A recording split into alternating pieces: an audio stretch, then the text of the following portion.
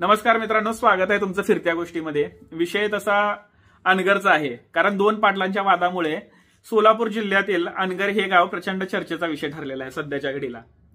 कारणच तसं आहे, कारण मागील 40 वर्षापासून राजन पाटील यांच्या ताब्यात असलेला मतदारसंघ 2024 ला सुटला। आता 2024 ला अजित पवार गटाचे दोन नेते एकमेकांच्या समोर उभे राहिले, एकमेकांच्या विरोधात काम करण्यासाठी, आणि अजित पवार गटाचाच उमेदवार हरवण्यासाठी उमेश पाटलांनी काम केलं, जे सध्याच्या घडीला जिल्हाध्यक्ष आहेत अजित पवार गटाचे, म्हणजे राष्ट्रवादीचे। आता विषय असा आहे की नगरपंचायतीच्या निवडणुका बिनविरोध निवडून आणल्या किंवा बिनविरोध केल्या राजन पाटलांनी, त्यांचे 17 पैकी 17 उमेदवार निवडून आले, पण उमेश पाटलाला नगराध्यक्ष पदाची जी पोस्ट आहे त्याला बिनविरोध होऊ द्यायचं नव्हतं, त्याची निवडणूक लढवायची होती त्यांना।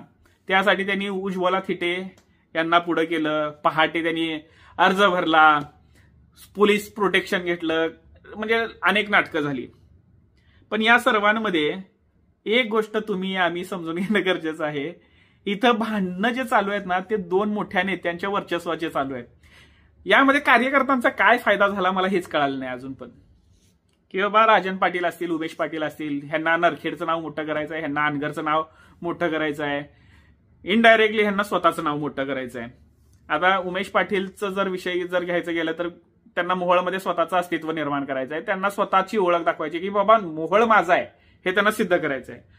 आणि राजन पाटलाचं काय की बाबा मोहोळ माझ्या ताब्यात होतं, मला माझ्याच ताब्यात आहे हे सिद्ध करायचं आहे, आणि माझ्या नंतर माझ्या मुलांच्याच ताब्यात जाणार आहे हे दाखवून द्यायचं होतं।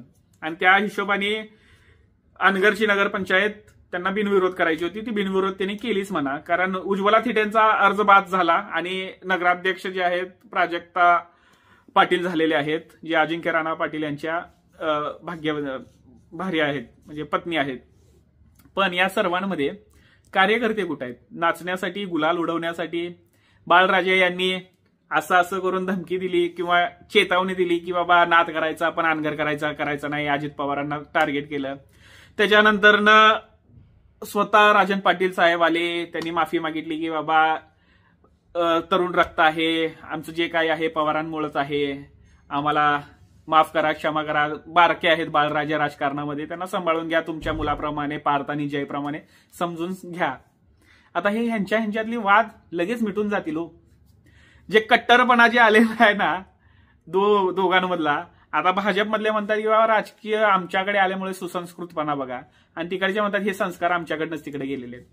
या सर्वांमध्ये कार्यकर्त्यांचं काय, जे एकमेकांशी वैर घेऊन बसलेले आहेत, एकमेकांच्या समोर उभे राहिलेले आहेत, त्यांची जागा कुठे आहे?